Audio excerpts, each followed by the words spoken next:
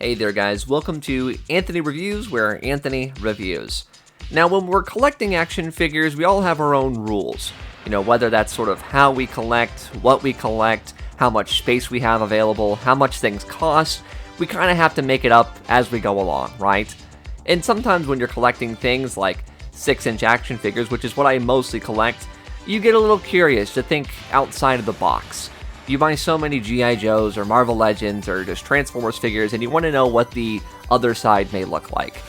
So sometimes you sort of give in to these urges, I guess you could say, and want to look at some other stuff out there in the collecting world.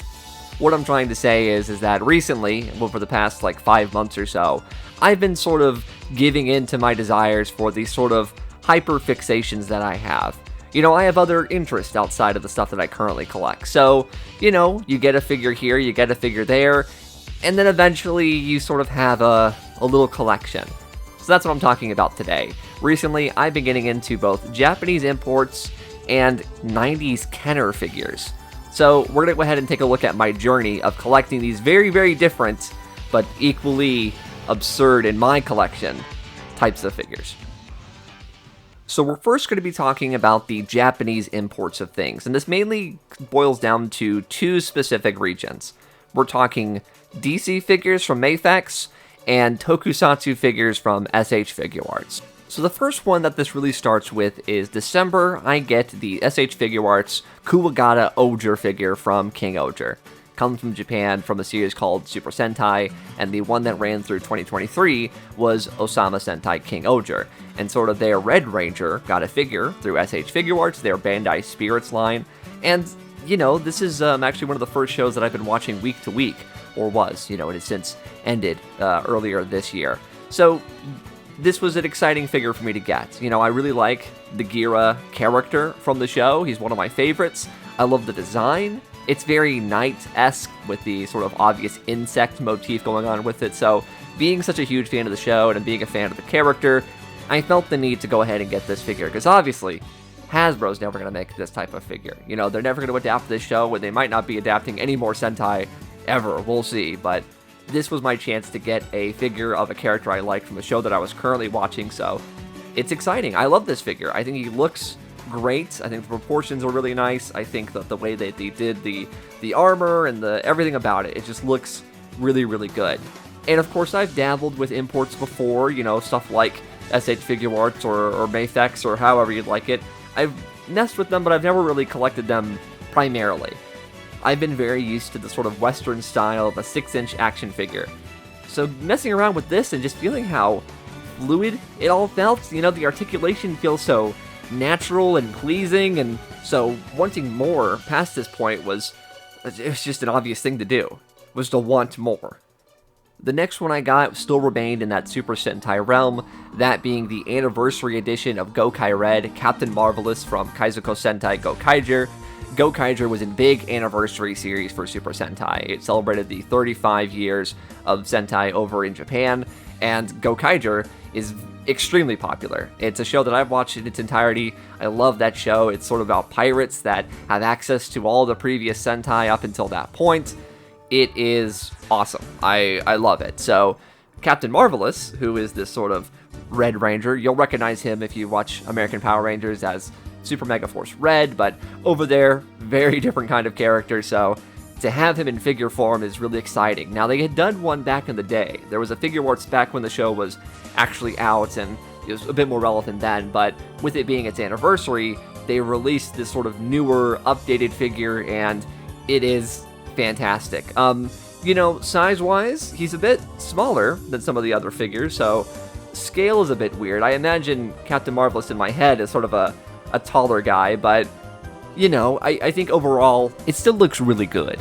He has those sort of butterfly joints in his shoulders so that he can actually cross his arms, which I think is awesome. That's such a unique thing for an action figure to do, so having this guy with all his accessories and everything, it's just the perfect Gokai Red figure. And as a fan of this show, it was very, very easy to go ahead and convince myself to get this one, despite how expensive it was at the time.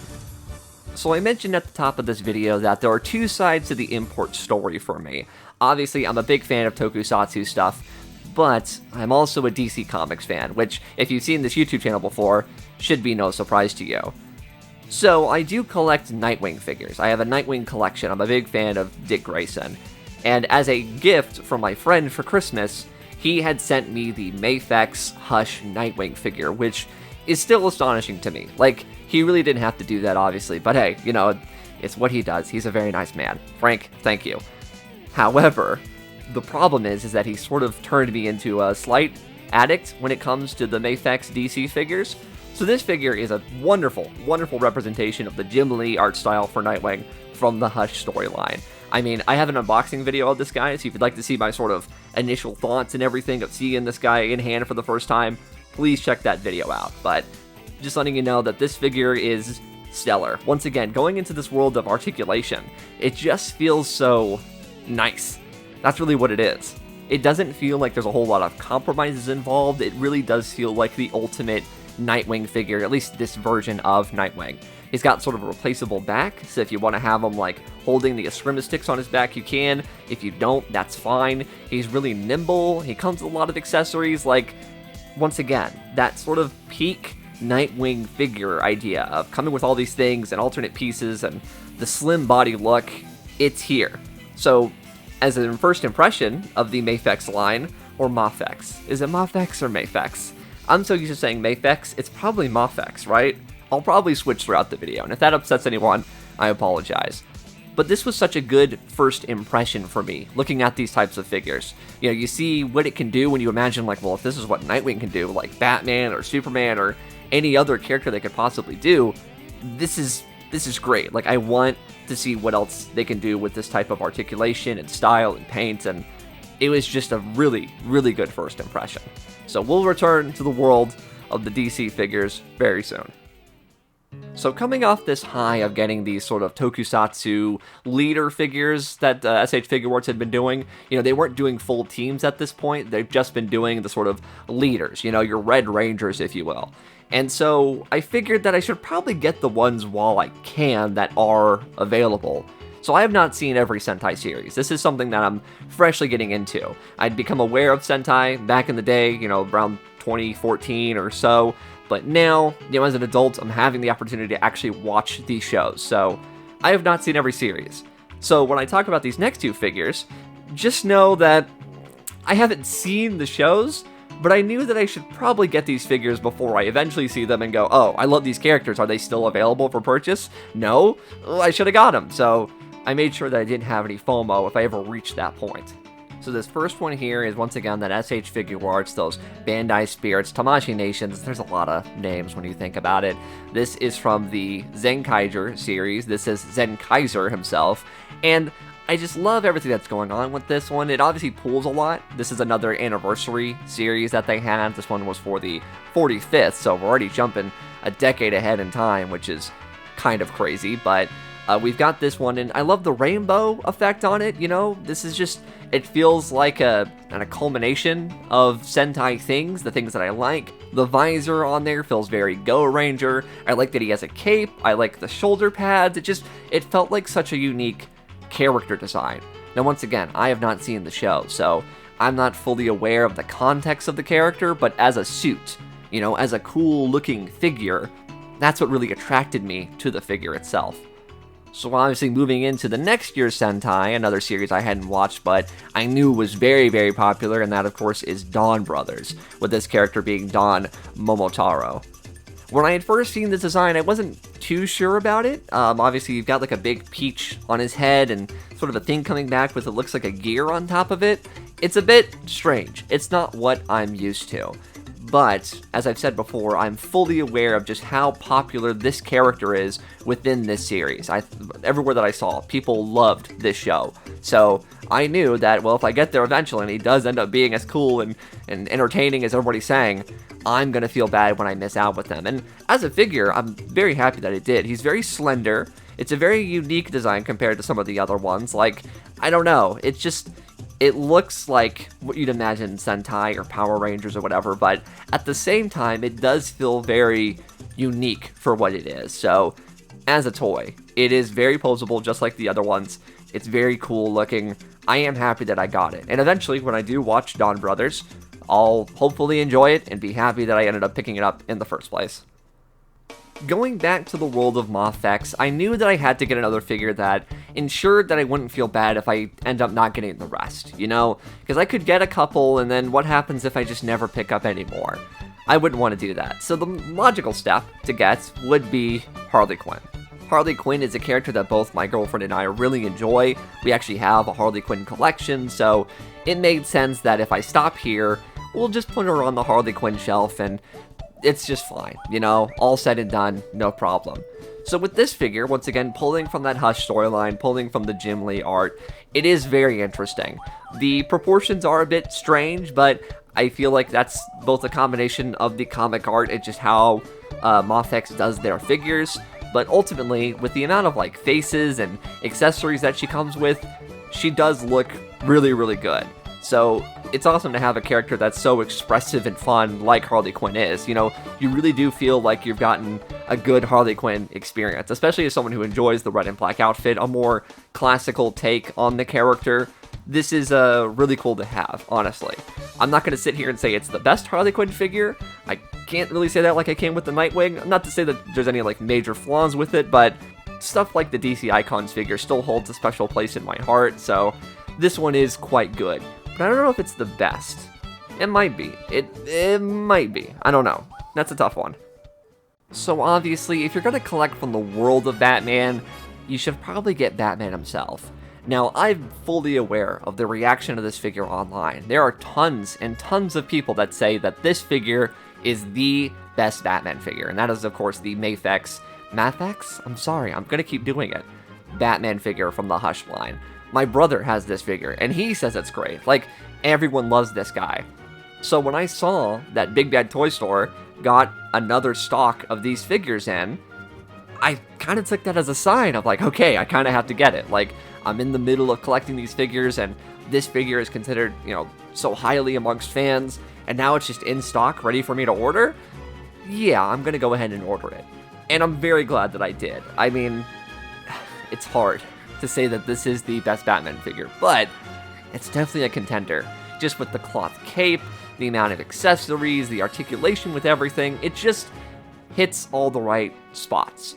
And I do love the sort of blue and gray color scheme. You know, that's how I imagine this era of Batman in my head in terms of the Hush book. That's what he looks like. I know they had done a black and gray version. I'd love to get that at some point. But for this one, I do think it's a really good choice. I know the cape can be a bit, you know, cumbersome in a sense. It's hard to get it laying in a natural way, but when it's not natural and it looks exciting and dynamic and all these things, that's when it really shines. So ultimately, if you display your Batman in a cool way, you really shouldn't have any problems. So yeah, this is a fantastic Batman figure. If you just collect Batman stuff, this is a must-have in my opinion. So still riding that Batman high, now I'm starting to look for more of the affordable ones. Because some of these figures, now that they've been out for a while, are only increasing in value. So characters like Hush or the Superman figure, they're not easy to come by. So I figured I'd kind of throw myself a bone and try to pick up one that wasn't going to completely destroy my bank account. And that's why I landed on Huntress. Now, Huntress is a character that I do really enjoy, and I actually think that her costume, especially from this era, is like one of the best superhero costumes. I think it looks great. I love the boots and the knee pads, and I love the mask, and I love the sort of somewhat vague sort of Christian imagery of the cross on her chest. Like, it looks really, really good. Her cape is really, really nice. You know, in terms of Batman, we talked about how big and kind of an issue it is. I don't really have that issue with Huntress here, and it's just as posable. You still get that bendy wires, you can get her in some action poses and everything, so I don't really have a lot of Huntress stuff in my collection. That's because she really doesn't have that many figures compared to like the other three I just mentioned with Batman and Nightwing and Harley Quinn, so having a really nice Huntress figure, I think it is easy to say that this is the best one. It's just fully decked out as this really cool take on Helena Bertinelli. So I'm glad that I grabbed her. You know, it was kind of that option of like, well, let me get a cheaper one. Let me try to go ahead and get what I can afford as opposed to these big ticket items. But still, I am very happy that I got her because she looks really nice on the shelf. But Batman is not the only thing that Mafex is offering with these. They've also been doing a sort of Reign of the Superman line of figures, which is right up my alley. I really love the Death of Superman as well as the Reign of Superman stories. I really like a lot of those characters. I think it's an iconic time in Superman history. So seeing these characters that are near and dear to my heart in this excellent looking plastic form is just fantastic. So just by pure happenstance, Big Bad Toy Store would happen to be having a sale on some of their figures, which included Cyborg Superman and Steel. And once again, being a fan of these characters and that era for those characters, I felt like, well, if I'm going to collect Batman, I should probably collect the other sort of favorite era of mine for Superman. So I went ahead and purchased them, and I mean, honestly, to no one's surprise, they're really good figures. Cyborg Superman is such a fun character to sort of have in action figure form. You know, you have all these Terminator parts, it's that classic Superman silhouette with a little bit of extra weirdness thrown in there. So honestly, just as a figure, he looks really good. He has this big flowing cape, and all the colors are really nice and bold and very interesting on there. His Terminator head is fully detailed, all the little details in the paneling and the eye, and it looks how you'd imagine the character from those comic books. You can get him in some really classic looking like Superman poses, where it's like, wow, it's Superman. But it's not. It's just almost Superman in a very cold and detached way. So having a character like Cyborg Superman in the collection and fully decked out and fully articulated is very, very cool to me. And then on the flip side of that, we have a character like Steel. You know, John Henry Irons in this big metal suit. He's got a sort of mouth that can move. How does that work? It doesn't matter. That's not important. But I love the sort of blue color to his Steel. You know, it's a pretty common look for Steel, is this kind of like silvery blue look to it, almost pearlescent, but not really. So having this figure replicate that look, you know, this big broad shoulders guy, you know, a true powerhouse, you know, he carries a big sledgehammer as a weapon. You do feel like he towers over the other characters in a very meaningful way, which is really, really cool. I will say though, there was an unfortunate incident with my figure in particular. The peg on the wrist actually just snapped. The peg was still in the hand, I was trying to move it, and boom, snapped right off.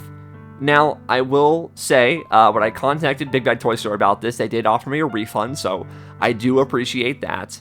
But, yeah, you know, this is kind of the first hiccup I've gotten into these import worlds, and it's not a good one. You know, when you spend over 50 to almost $100 on a figure, you want it to make sure that it works. You want to make sure that it's worth the investment. Not to say that I'm going to sell it at a future point, but still, it's a lot of money to sink into a plastic toy. So having a break on me, that really wasn't an ideal situation, I would say. So after buying a few of those, you know, I kind of wanted to shift gears. There was other characters that were coming out that just haven't released yet. You know, there's a Scarecrow coming from the Hush line, and then Superboy and the Eradicator, they're on their way. So I figured, let me just go ahead and head back to the world of Tokusatsu.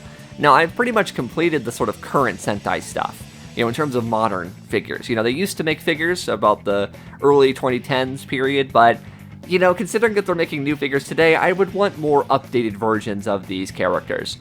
So I decided to sort of look at the other side of the sort of Tokusatsu mirror, that being the world of Kamen Rider. Now, once again, I'm going to be completely transparent with you. I have never watched anything Kamen Rider, but I purchased any of these figures. The only exception being Shin Kamen Rider. I watched Shin Kamen Rider for the first time. It's a movie that came out last year.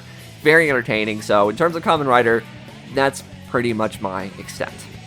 So looking into the figures that were available, I kind of wanted to figure out which one I should get first, because they all have their kind of unique designs, and I know nothing about any of the characters there. So I ended up settling on Kamen Rider Revy. Now once again, I've never seen the show, I have no idea who this character is. However, this look is just so cool. You know, he looks like a 90s cup that you'd get at a bowling alley, and that's exactly why I like it. This sort of cotton candy shark demon, that's what he looks like to me. Like, he looks awesome. Now, you know, some further inspection reveals that he's sort of dinosaur related, which, hey, you know, dinosaurs and Super Sentai and Tokusatsu, that goes hand in hand, so no problem there. So for this Kamen Rider figure, I really wasn't super aware of it, but it was just so appealing to me. However, I soon found out that I was tricked, because I got this figure because he was a decent amount less than your average figure. You know, it was under the $50 mark. I think he was around 30 or so bucks. So I thought, hey, that's great. I'll go ahead and buy him and then buy another one. Well, I found out that this guy is part of a pairing. You see, he comes from the show Kamen Rider Revice.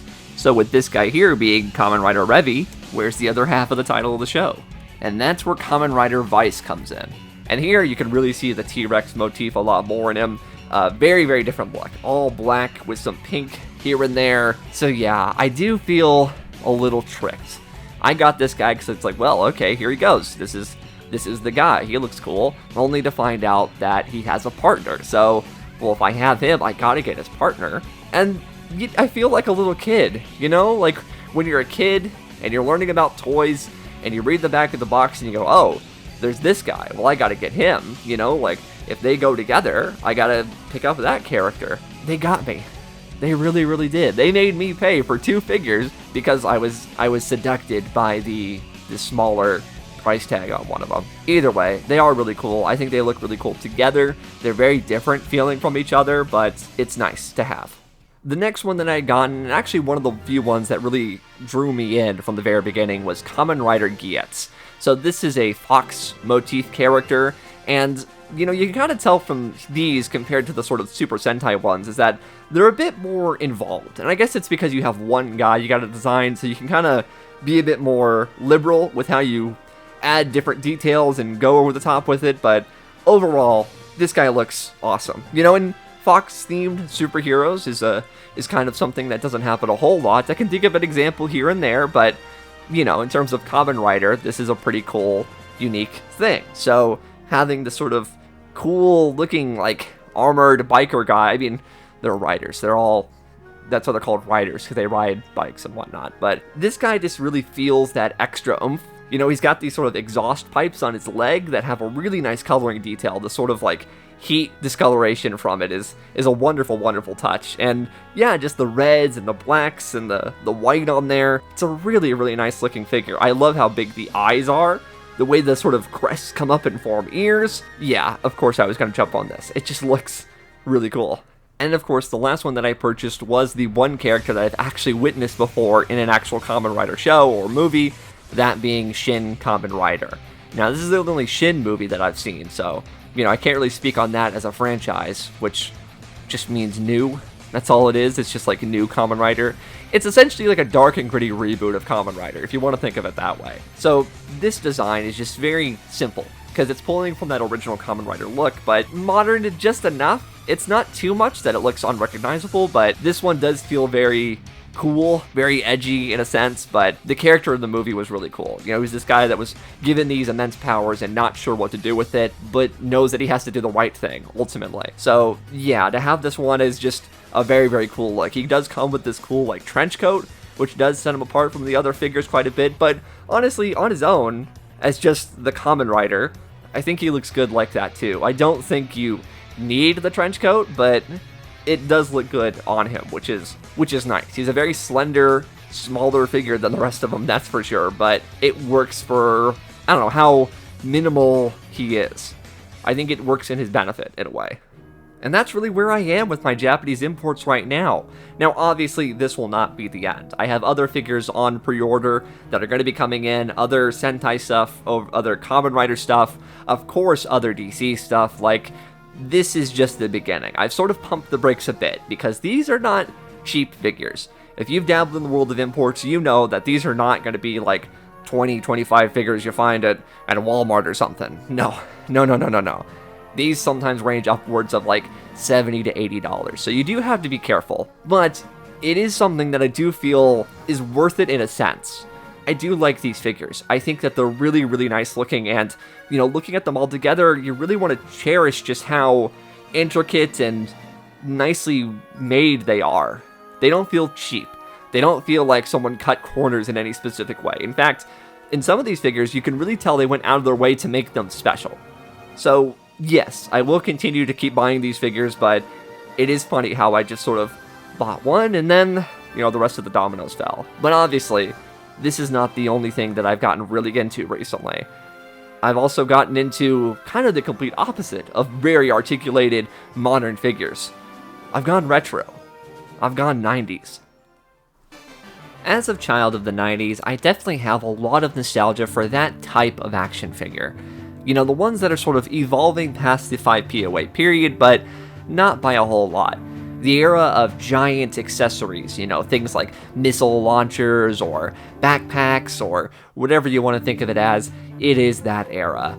Honestly, as we currently live on a sort of 80s revival of things like reaction figures and, you know, the typical sort of releases like your current Star Wars figures where they're designed to be like old school Kenner, I'm kind of over that. I am ready for the full 90s treatment when it comes to nostalgia. And so looking into that, I really wanted to get figures about that. Earlier this year, I made a video where I looked at every Superman figure that featured a mullet. Obviously, the mullet for Superman is a very 90s feature, so a lot of those types of figures come from that era, specifically the 1995 toy line Superman Man of Steel. So after making that video and really finding myself attached to a lot of these Superman toys, I thought, you know what, there's really not that many figures in that line, so maybe I could go ahead and just buy them all. And that's basically what happened. I started purchasing figures whenever I could with the 1995 mentality in mind. So the first one that I ended up picking up was Lex Luthor. This is actually one that I found in person at a local sort of vintage toy store. And this Lex Luthor is kind of unique. Obviously, when you think of Lex Luthor, you kind of think of this sort of businessman, right? You think of the sort of 80s era kind of corporate asshole, if you will, or the mad scientist version. And you think of a modern Lex Luthor, you think of him in like power armor or, you know, that typical thing. This one kind of looks like I don't know, is he going on like a safari or something? He's got like a leather vest with like a black shirt. It feels very cargo combat, if you will, which is definitely an interesting look for one of the greatest criminal masterminds of our time, right? It's something. And that really comes together with this very strange, I guess like wasp yellow jacket kind of inspired bug armor. Yeah, he has armor that can kind of detach and become weapons, or he can have like a helmet on and fly around and terrorize Superman. It's a very, very strange one, I will admit. He's kind of in this ultimate dynamic pose with this sort of like, I'll get you next time, Man of Steel kind of hand. It's certainly the farthest thing from a general Lex Luthor figure, but, you know, you take all the accessories off him, but he looks fine enough. So if you're going to have a Lex Luthor, you're probably going to need a Superman to sort of have him fight against, right? So naturally, I got the most basic Superman you can get, which is the sort of mullet-styled Superman figure. This figure is what you'd imagine with the Man of Steel, right? The typical red and blue outfit. He's not super exaggerated by any means. He looks fairly normal, which, as you'll see when we get into these figures, becomes less and less the norm, I would say. So having this guy look pretty standard for Superman, and, you know, with the long hair, of course, just given the time period, it is nice to see him on the shelf, standing next to other DC heroes. He just looks like how you'd imagine the guy, without any kind of extreme details or unnecessary elements. Although we'll get to more figures like that pretty soon. So after that, I did get pretty lucky. I found a lot on eBay that managed to sell 3 figures for around $10 each, I'll say. And that being Superboy, Steel, and the black sort of rebirth solar suit Superman. So obviously, this period pulls a lot from the death and return of Superman, the reign of the Superman era, so you're going to see characters like this, and altogether, they look really, really nice. Although this is definitely where you start to see the sort of limitations of gimmicks and accessories really come into play. So for Superboy, he looks pretty normal, right? Like, he's just sort of standing there, he's got the simple sort of 5 POA action going on, nothing too crazy, he looks good just standing there. He does come with these big things. I don't really know what they're going for here. I guess it's supposed to be like a missile launcher or some sort of like thing he punches you with. I don't know. These are kind of lame. I'm not really going to talk about that. But then you get to someone like Steel, and like Steel looks good standing there. He's kind of holding his hammer. He looks pretty dynamic with the sort of bent legs, but once you figure out like, oh, he's kind of got one thing he can do. He can swing that hammer, and that's it. So to kind of go from that first Superman figure to something like this is kind of jarring. And then you get to Superman in this wave with the sort of black outfit and everything, and you realize, like, wow, okay, this guy can do one thing, and that's hold a gun. Now, if you don't want to have him hold a big gun, he kind of looks like he's doing a bit of like an Olympian, you know, like bodybuilder thing, right, with a curled arm, just a little bit. Maybe, but he's supposed to hold the big gun that fires missiles, which, as I stated in my video earlier, the mullet video, go check that out, it makes sense for this Superman to have a gun. You know, he had a gun in the comics, so that's not out of the norm, but it does mean that this Superman can do one thing, and that's hold a big gun. So continuing down my route to collect the entire Man of Steel line, it made sense to get this sort of other big bad that you would think of when you think of, like, the death of Superman, right? So I got a 2-pack featuring Superman and Doomsday, Superman specifically featuring his Hunter-Prey outfit, which is a story and that is a look, so that's not completely made up, but it is a very distinct Superman look. I guess it's meant to kind of look a little Kryptonian with the head sock with the exposed hair and everything. It does have that vibe that it's not very Superman, but it's like a tactical, maybe this is what Kryptonians looked like kind of gimmick. Maybe.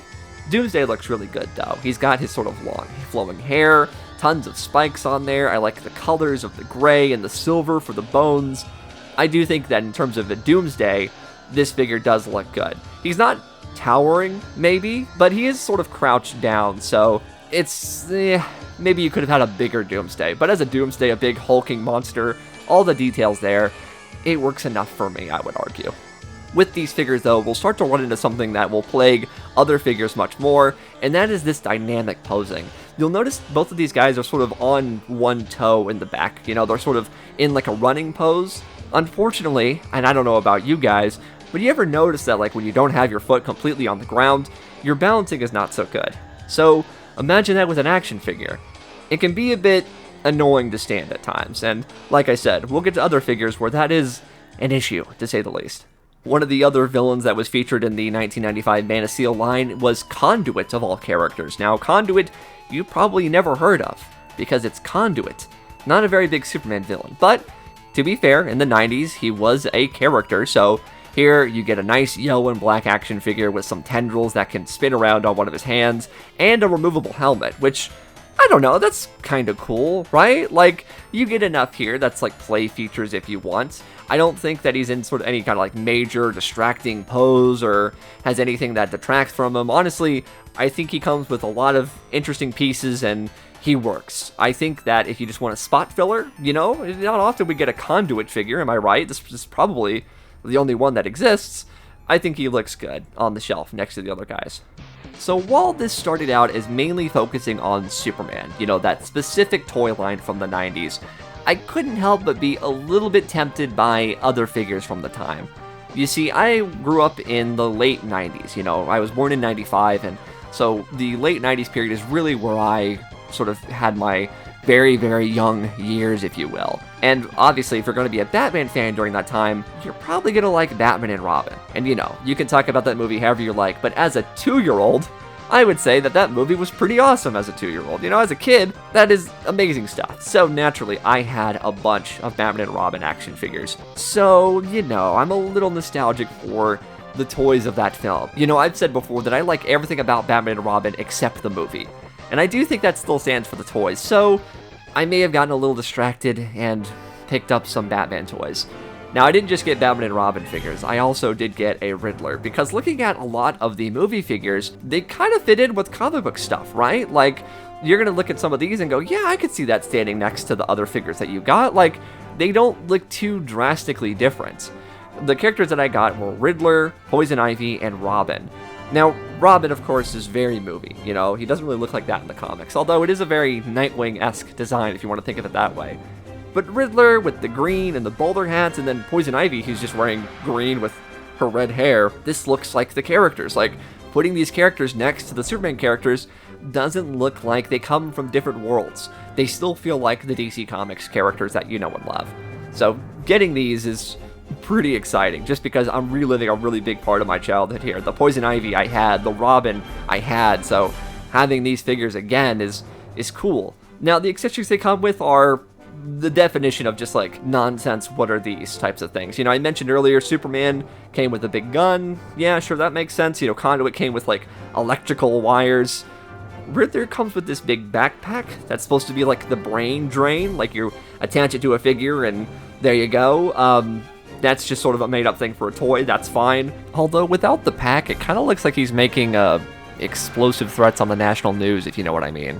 Ivy comes with these whips, these sort of vine whips if you want, but also this like big squirty gun. You're supposed to fill it up with water and squirt it there. I don't know, that just feels like you just want to give Poison Ivy a big gun that she can barely hold, so that's a bit strange if you ask me. And then Robin, he comes with the sort of like sky sled, and the thing you attach to his arm and a missile launcher. It feels very busy. I don't know if any of that screams Robin. You just wanted to give him something that could shoot people. I guess that's what you went with, but it's very wacky looking, especially when he's all decked out in his accessories. Very strange. So now that I've fallen down the Batman rabbit hole, I kind of have a choice to make. Do I want to go movie with it, or do I want to try to remain as comic book as possible? And, well, you know, I should probably go with comic book, because that's what all the Superman stuff is I should try to stay within the world of the comic books over the movies. So with that, I decided to look into the other line that was going on during the Superman line, which was Legends of Batman. Now, this was a very similar line to Superman, except it was more so just Batman as if he were other things, like a pirate or a ninja or weird stuff like that. So really, not a lot from this line was very appealing to me personally. A lot of the designs are a little weird. The Batman, the sort of plain Jane Batman, is very weirdly proportioned.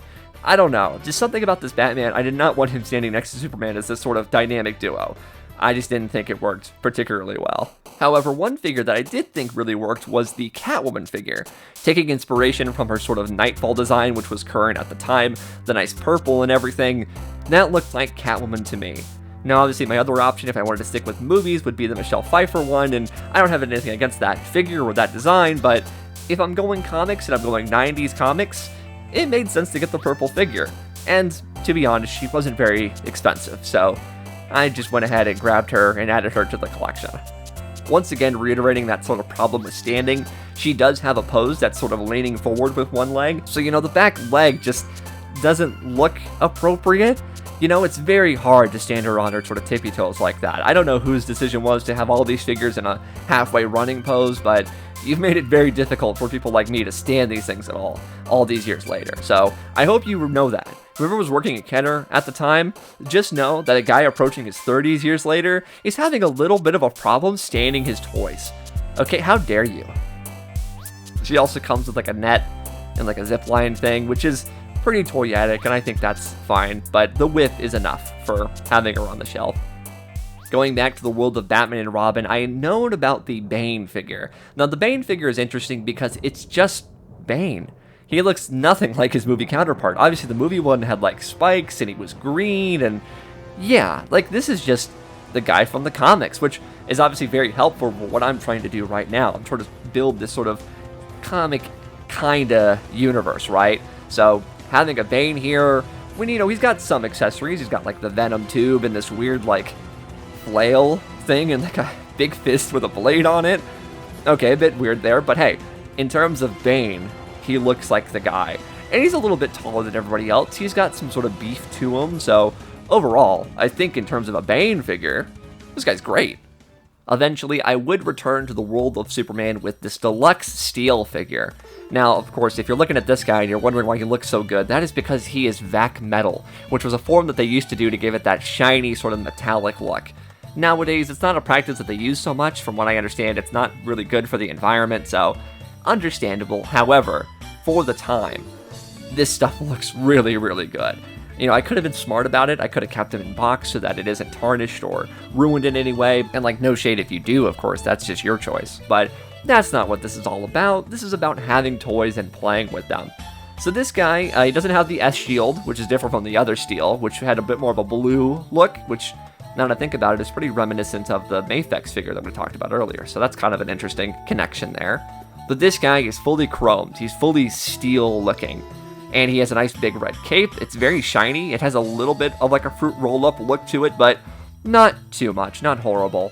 And I guess the only difference here is that he is in more of an action pose, so you can't have a whole lot that he can do with himself, but he does have an interesting feature where he can shoot a hammer at you, which I want you to think about that for a second. Imagine someone shot a sledgehammer at you. Like, dude, I really hope you're shooting like Doomsday or somebody, because if you're shooting a guy, you're going to jail. You shot a dude with a hammer. But I like him. I like his big shield. It feels like Steel going to war, right? Like, he's not just defending the streets from just regular criminals. Like, he's fully decked out and ready to take dudes out. So, you know, it's a nice, different version than the version we had gotten previously. Another 2-pack I had gotten from Superman was the Cyberlink Superman and Batman, which is kind of funny because now this is the only Batman I have in the collection. So, you know, a bit unique in that regard. This is just your typical, what do we do with Superman and Batman to make them different? You know, they've got this sort of like techie armor style on them. They've got their normal colors for the most part. You know, Superman still has the red and blue, although he's got this like black pants thing going on. And Batman's got the blue and gray with the yellow oval on his chest. Like, ultimately, they still do look like the characters. They're definitely more action-packed, right? Like, they're both in these sort of lunging positions with their arms out. They're ready to tussle with whatever bad guys they can find. So, you know, it's, they're fine. I don't really have any strong opinions about these guys. There's some action figures where you do go out of your way to make them different and wild looking, and I don't feel like these are that wild. They look fine. They're fine. That's really all they are. And as of this video, the most recent figure that I've gotten is once again from Batman and Robin. It is Mr. Freeze. Now, Mr. Freeze had a lot of figures from this line, and I had a few of them as a kid. This was one of those figures I had. I don't have it anymore, unfortunately. I'm not sure what happened to it, if it was lost or broken or sold or whatever. But anyways, this Mr. Freeze is great. You know, like, he looks great. He's a wonderful translucent color to him. He's got this nice blue, and he looks so good. Like, honestly, if Mr. Freeze looked like this in the movie, that would be great. I kind of wish he did. But, you know, we got what we got. I'm not here to complain about Batman and Robin. Tons of people have done that. It's not my place to do it here. But as a toy, I think this guy looks really, really cool. He comes with this big sort of like freeze blast thing where you can sort of shoot out little tendrils that I guess are sort of meant to be like an ice blast. And then he also comes with like rockets for his legs, which you can still kind of use as like a weapon, I suppose. But it is funny. Just this guy's like, I can fly. He shoots off with rockets on his legs. That's a interesting choice, to say the least. And that's really where I am right now with my Kenner stuff. Obviously, I am nowhere close to being done. You know, I still plan on collecting the entire Man of Steel line. And I'm going to be filling some spots from various Batman and Robin, Batman Forever, and I've even started to creep into the Total Justice and JLA lines from Kenner. I feel like that's probably where I'll stop. You know, I don't think I'm going to complete everything. I think that's out of the question at this point. But for what I have, I've got a pretty fun look at the DC Universe during this time period. You know, 90s figures were just their own thing.